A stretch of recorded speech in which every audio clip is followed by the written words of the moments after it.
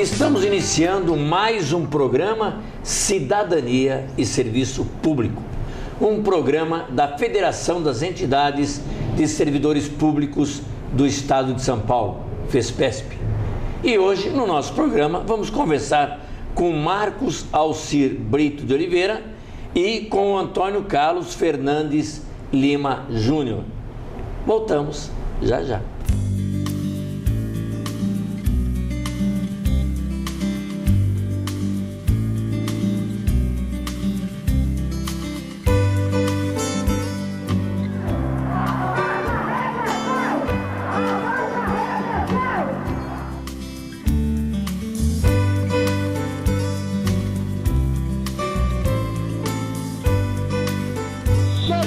Pedindo aquilo que nos é de direito.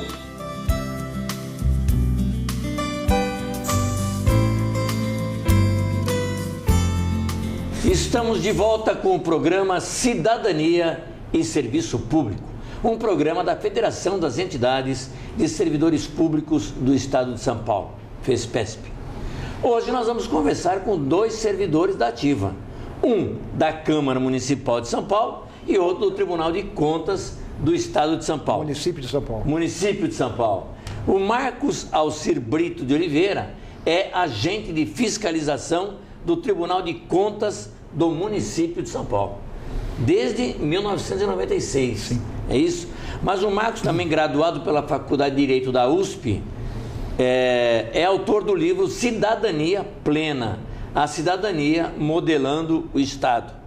E é presidente do Sindilex, Sindicato dos Servidores da Câmara Municipal e do Tribunal de Contas do Município de São Paulo.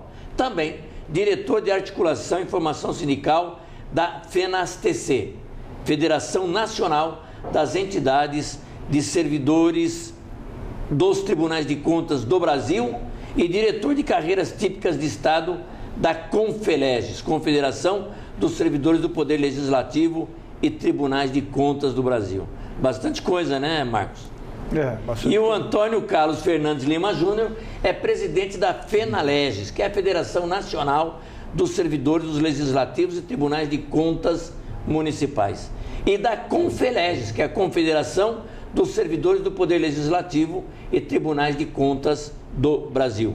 Também diretor de Relações Intersindicais do Sindilex, Sindicato dos Servidores da Câmara Municipal e do Tribunal de Contas do Município de São Paulo. Portanto, os dois já trabalham juntos há muito tempo. Há bastante tempo, já estamos nas mesmas diretorias há algum tempo. Então, eu queria, para o nosso espectador, não é tão fácil entender o que é um Tribunal de Contas do Município de São Paulo. O que faz um Tribunal de Contas? O papel institucional do Tribunal de Contas é observar, fazer auditoria nas contas públicas, né? No caso do Tribunal de Contas do Município de São Paulo, no município de São Paulo, nas contas da Prefeitura e das autarquias. O que falta no tribunal, se é que eu posso já entrar nessa questão, é um pouco mais de transparência, né? O cidadão não conhece, de uma forma geral, como funciona o Tribunal de Contas. Então, portanto, ele acha que não serve para nada. Mas ele tem um papel institucional bastante útil para a cidadania, bastante útil para índice, para você ter índice, para a gente ter índice de desempenho, para ver a produtividade, como está sendo aplicado o dinheiro público. Então, todo esse papel, o Tribunal de Contas pode fazer. Agora, por que o cidadão ainda não sabe? Porque demora, o julgamento costuma demorar 10, 15 anos, demora muito tempo para julgar uma conta. Agora, o relatório do auditor é feito uma semana, um mês, 15 dias. Então, o que a gente pleiteia?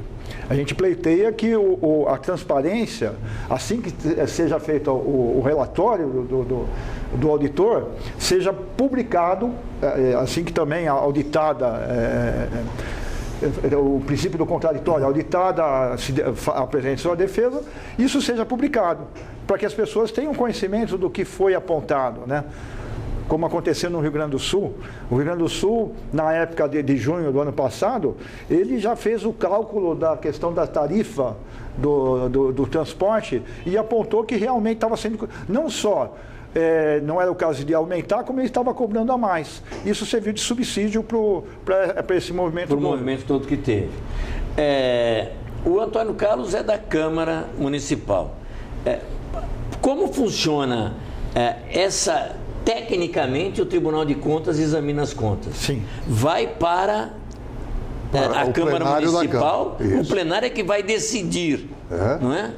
É uma decisão técnica ou é uma decisão política? Nós temos que enfrentar a realidade como ela é. Sim. Hoje, nós temos que são decisões baseadas em trabalho técnico realizado pela equipe de auditores dos tribunais, seja São Paulo, seja qual for o estado, mas é uma análise política. A Câmara Municipal que faz o julgamento, as assembleias legislativas que fazem dos respectivos estados, são casas eminentemente políticas. Então não podemos fugir da realidade de que é um julgamento político. Só que, se você tiver um embasamento técnico bem estruturado, a própria visão política não tem como fugir muito daquela verdade. Mas a própria indicação de ministros do Tribunal de Contas, é ministro? Conselheiro. Ministro seria o TCU. Conselheiro do TCU, Tribunal de Contas, a ministra é do TCU. Aqui é o TCM, que é do município. Conselheiro. O conselheiro, ele é indicado por quem? Pois é, ou é pelo prefeito ou é pelos vereadores, né? Pelo legislativo. Por si só, essa indicação não teria grandes problemas se houvesse uma participação mais ampla na indicação das pessoas, né? E se as pessoas, os candidatos, cumprissem, como está na Constituição, os requisitos necessários, né? Está lá, qualquer um pode participar. Mas no jeito que está posto, acaba sendo um presente para determinado político. E o grande problema dos tribunais de contas do Brasil todo é ser refúgio de alguns políticos que estão se aposentando, que não se deram bem na sociedade. Então eles vão para o Tribunal de Contas. Não pode ser assim. O Tribunal de Contas deve ser resguardar a moralidade, resguardar a ética. Então, assim como para juiz, quando presta o concurso, e ele passa por uma devassa, né, se ele tiver um processo de briga contra o vizinho, aquilo vai ser analisado, eu acho que também o conselheiro deveria passar por todo um processo para evitar que tenhamos aí conselheiros muito longe do perfil indicado na própria Constituição. Então, o conselheiro indicado, ele é sabatinado pela Câmara Municipal. Pela Câmara Municipal. E aprovado ou não o nome dele pela Câmara Municipal. Também pelo plenário da Câmara. Não fica uma espécie de ação entre amigos? O governante indica, ele é sabatinado pelos partidos que estão no poder. Como é que fica realmente essa transparência que o Marcos coloca? Isso é uma coisa que de fato acontece, o julgamento é político, a indicação acaba sendo uma indicação política. Acho que um grande passo que temos dado nós, as entidades dos servidores públicos, e aí eu queria depois fazer um parêntese sobre esse assunto, é que foram as entidades que assumiram a ponta na mudança dos paradigmas da indicação de conselheiros, seja dos tribunais municipais, estaduais ou do próprio TCU.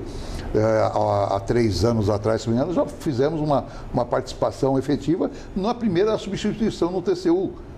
Não vingou essa participação, mas mostrou que quando as organizações da sociedade civil e os servidores, elas se apoiando nas estruturas que os servidores podem oferecer a elas, tem como mudar a realidade dos acontecimentos. Tá aberto parênteses, pode falar. E pode falar, inclusive, desse trabalho da entidade. O Sindi... A Confelege e a Confelege da Confederação. O que a gente tenta não perder a oportunidade, e essa é uma oportunidade de ouro, aliás, Agradeço Imagina. por ter estar aqui mais uma vez. Para que o espectador perceba o que existe. Não é fácil manter 16 anos no ar um programa. Parabéns para vocês. O que eu quero dizer para vocês é o seguinte: nós não perdemos uma oportunidade, quando temos, de falar de uma coisa muito grave que está em andamento de uma forma meio silenciosa, que é o desmonte da estrutura estável do Estado. É um processo que não é orquestrado, não está orquestrado, né? Mas ele não segue uma partitura objetiva, mas ele vem acontecendo. Né? E o que acontece? Nós vemos que a sociedade não está sendo adequadamente informada dos resultados, das consequências do desmonte dessa estrutura estável do Estado. E isso é para isso a gente chama muita atenção, porque temos que colocar isso na pauta das discussões, Rosa. E nessa conversa com a sociedade, a gente tem demonstrado o trabalho que é feito pelo servidor público, né? No sentido de em primeiro lugar, o reconhecimento, né? A valorização a partir do conhecimento pela sociedade civil organizada.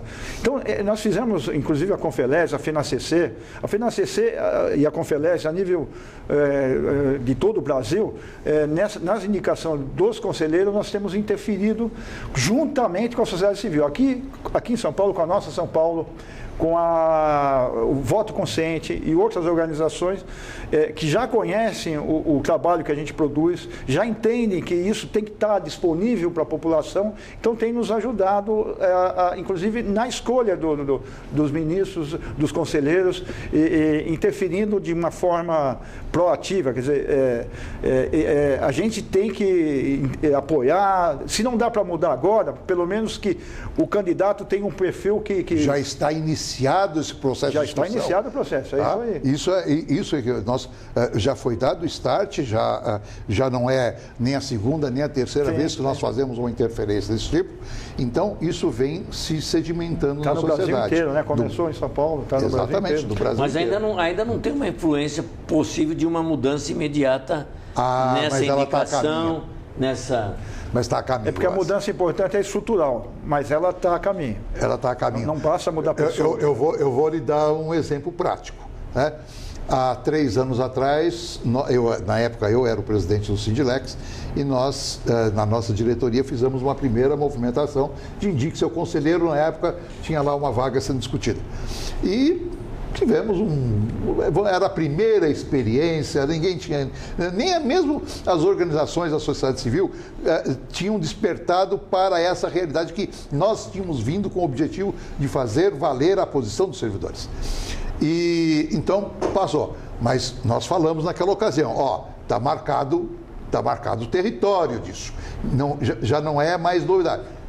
Quando foi agora, quando teve uma nova indicação, o que foi escolhido conselheiro do Tribunal de Contas do Município, agora no começo do ano, foi lá na sede do sindicato. Antes de ser indicado, foi lá, conversou, sentou na mesa do sindicato, com os sindicalistas, com a mesa com os diretores do sindicato e discutimos longamente. Quer dizer, de um momento inicial em que ninguém dava nenhum valor que isso fosse acontecer para essa outra mudança, nós temos certeza que já para a próxima vez teremos um respaldo ainda maior. Essa indicação é sempre um nome só, não tem uma disputa, ou tem disputa? Não, tem uma disputa. Indico 2, 3... Na Câmara Municipal, aqui no Tribunal de Contas do município, tem a disputa que é o seguinte, é 1/3 da escolha, o candidato tem que ter 1/3 de escolha dos vereadores, e o vereador que escolhe candidato não pode escolher outro. Então, na realidade, no máximo 3, e acaba sendo 2-1.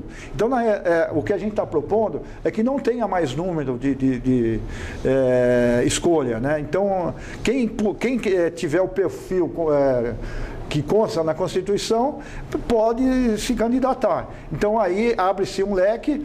Porque hoje não é uma candidatura, é uma indicação. É uma indicação, isso, exatamente. Mas funciona meio como uma candidatura. Eles disputam, houve uma disputa objetiva. Nos bastidores. Nos bastidores.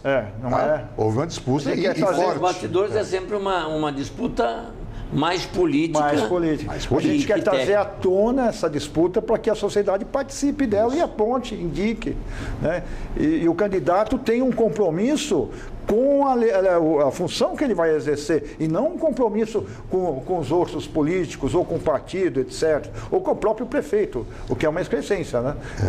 O conselheiro ter compromisso com o prefeito. Agora, desculpa. Pode falar. O que tudo isso mostra, Góes, eu tenho a impressão que é o fato principal, que é o movimento dos servidores, tá? As entidades dos servidores públicos, atuando para aproximar, seja o Legislativo, seja o Tribunal de Contas, os Tribunais de Contas, mas aproximar as nossas instituições dos anseios da sociedade. Do cidadão. Do cidadão. É isso aí.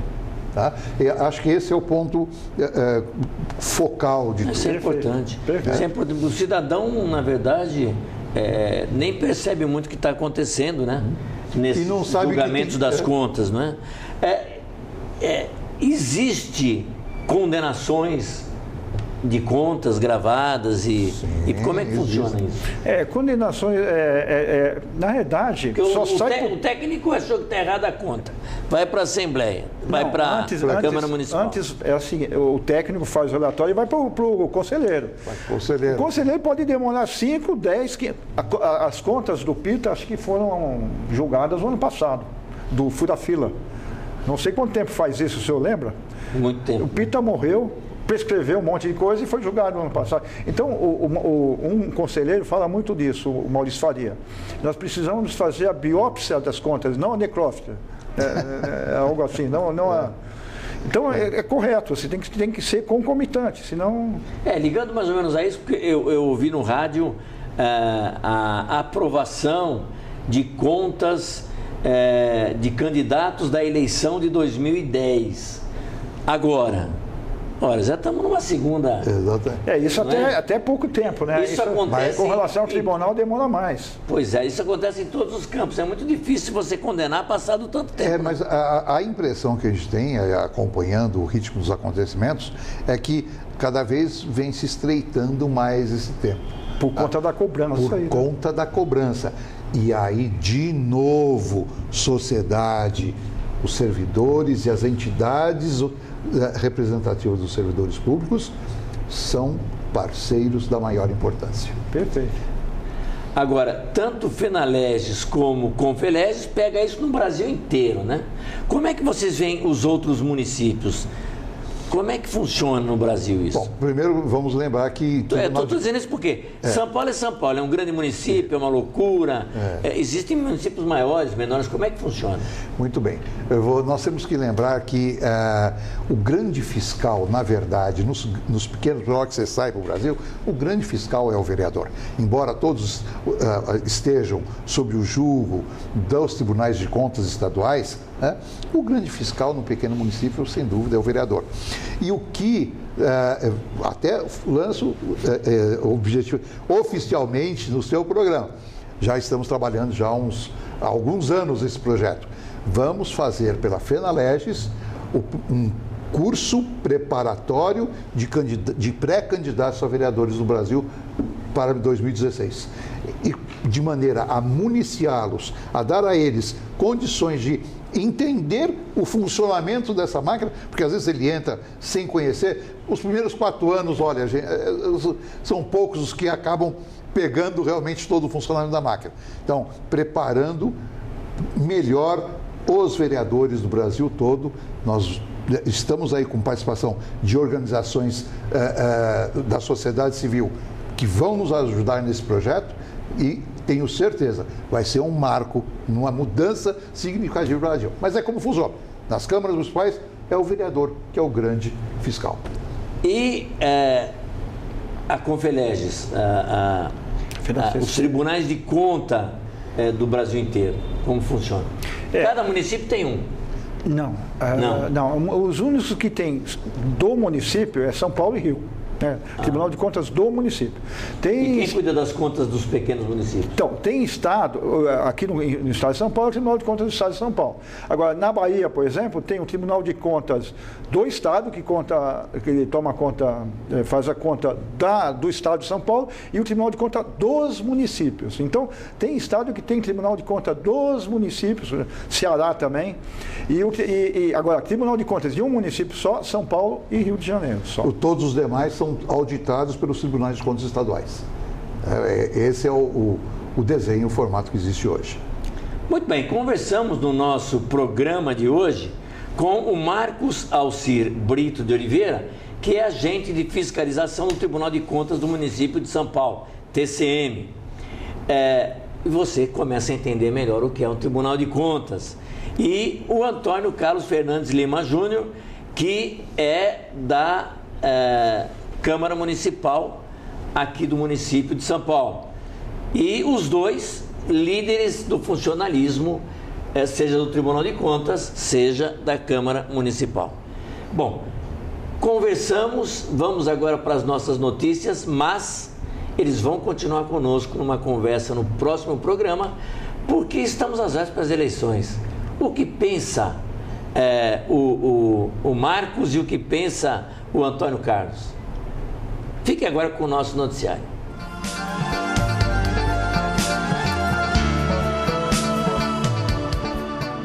Com informações do diretor de imprensa da FESPESP, Silvio Micheli, confira agora as principais notícias que interessam a você, servidor público.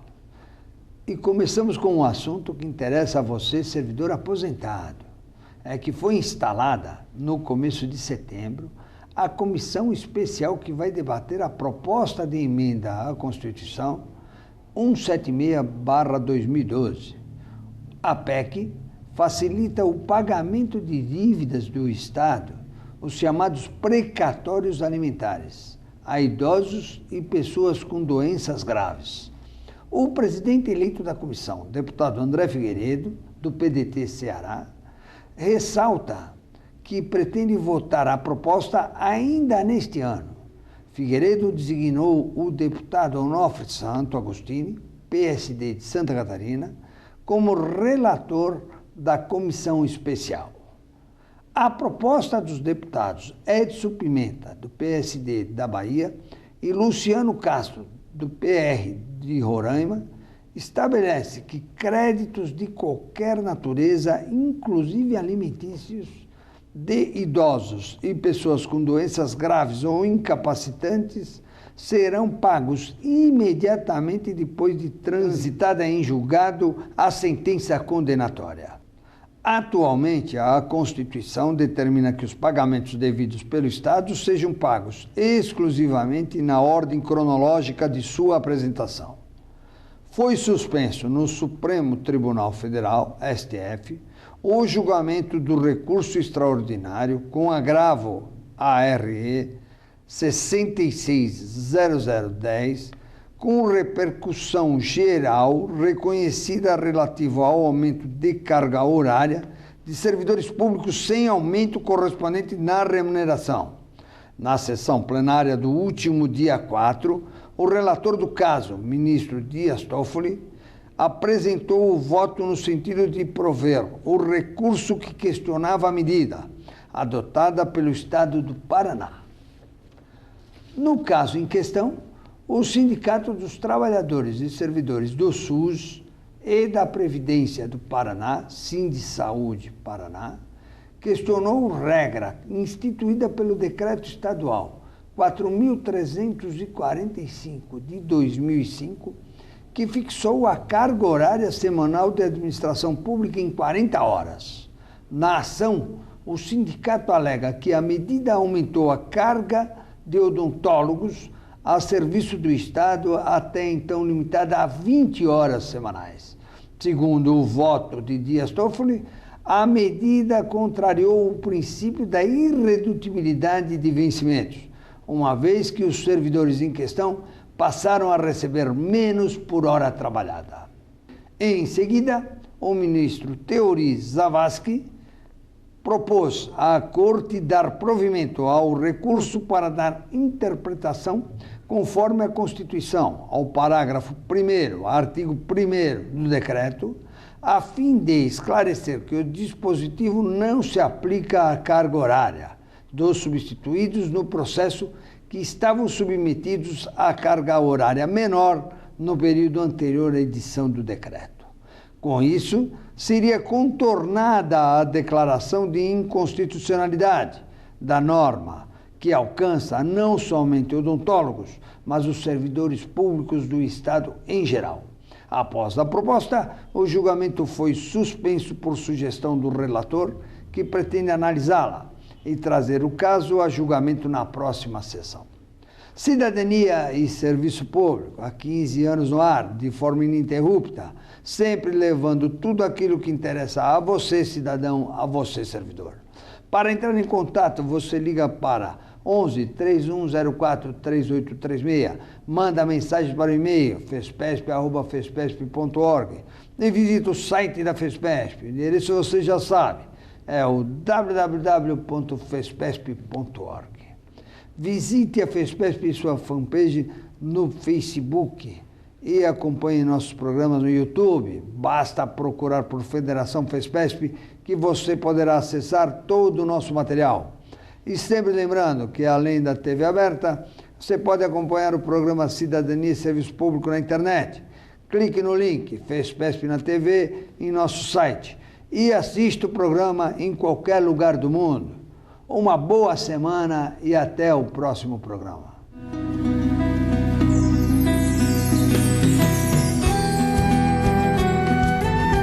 Chegamos ao fim de mais um programa Cidadania e Serviço Público. Um programa da Federação das Entidades de Servidores Públicos do Estado de São Paulo, Fespesp. Um programa que conversa com você, cidadão, com você, servidor público, sobre cidadania e serviço público. E o nosso próximo programa, continuamos a nossa conversa com o Marcos Alcir Brito de Oliveira, que é do Tribunal de Contas do município de São Paulo, e o Antônio Carlos Fernandes Lima Júnior, que é da Câmara Municipal de São Paulo. Até lá, hein? Aguardamos você no nosso próximo programa.